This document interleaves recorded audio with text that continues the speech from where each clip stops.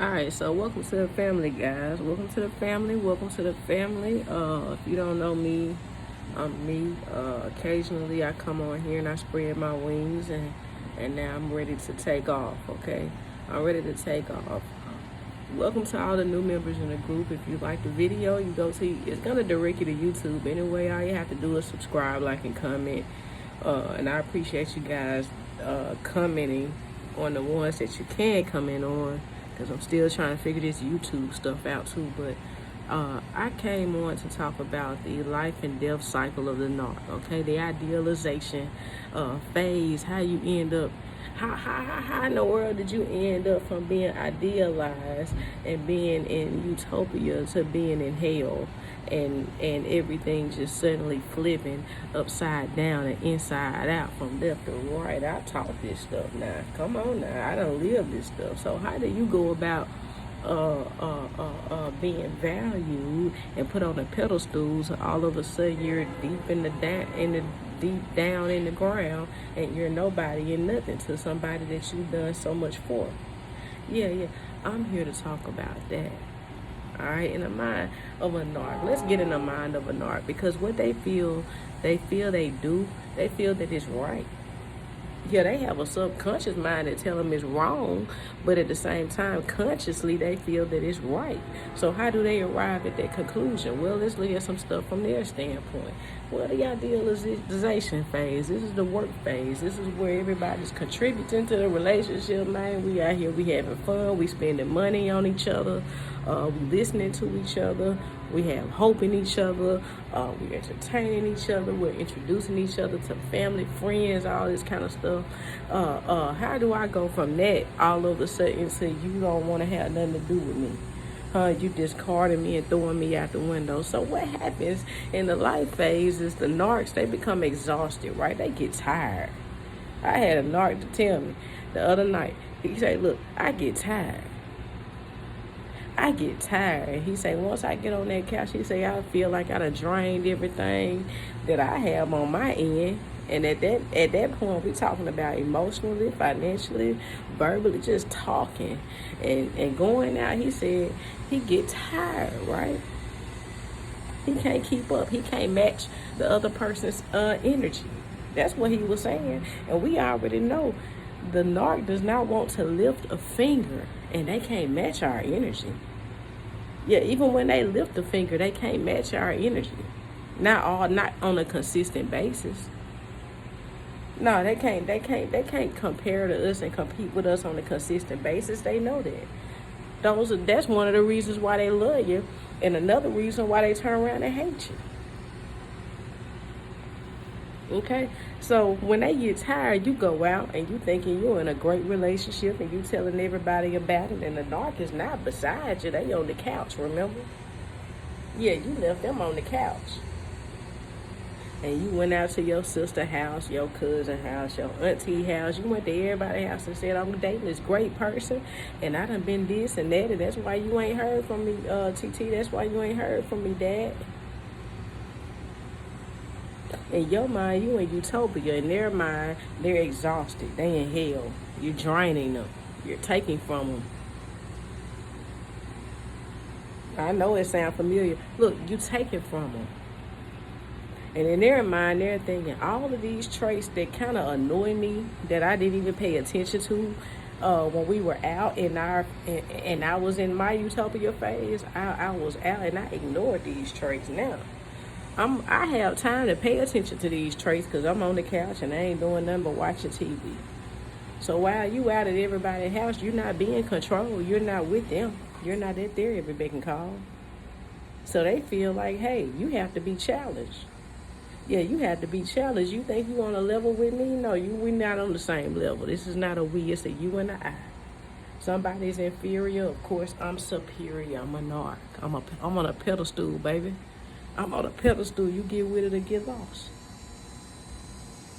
Yeah, so they find these little traits within you and they make you try to change those traits, and you start to question yourself. Dog, I didn't know I did this. I didn't know I did that. I ain't never heard nobody tell me that I do this and that. This the only person that tell me this.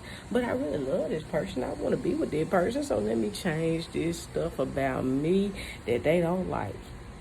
And you thinking you doing something good to for yourself that'll make you a better person, and the whole time they just telling you to change this stuff so they can manipulate you, so they can demean you, so they can belittle you.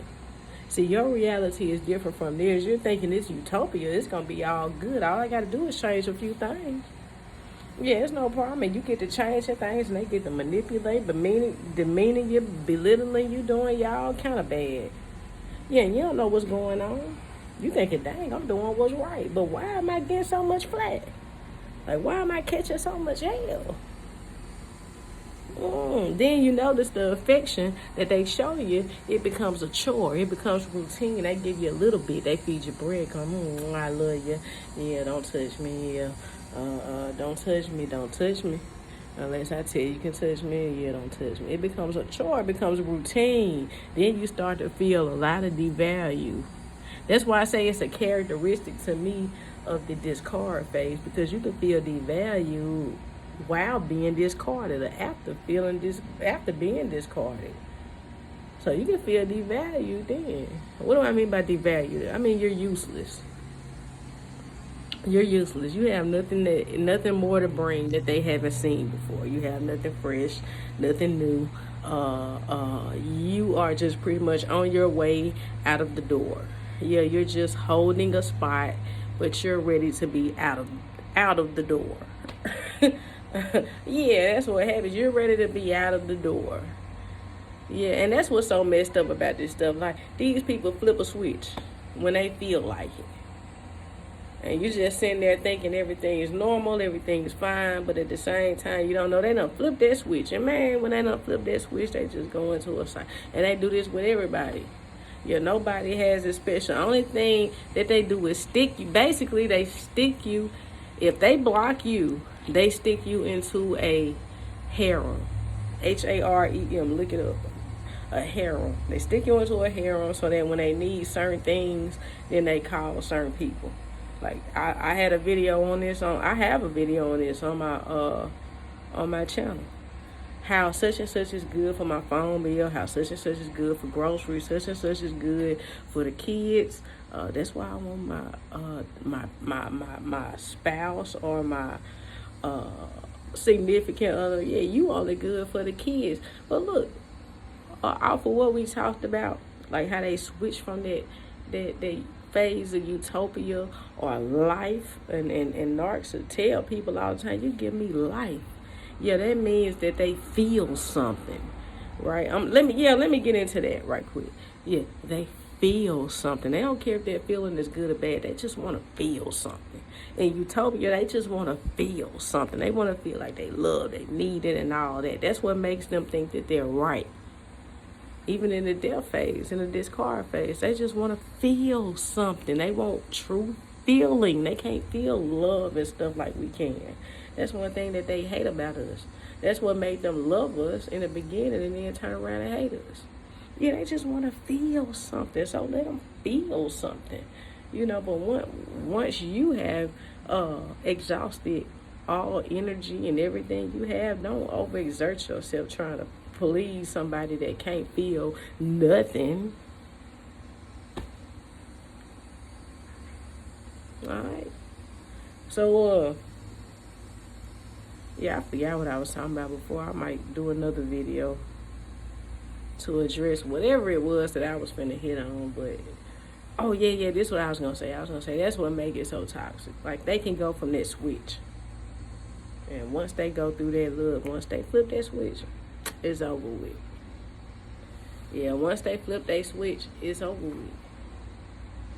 And you're just gonna be like a chicken with your head cut off. You ain't gonna know what's going on.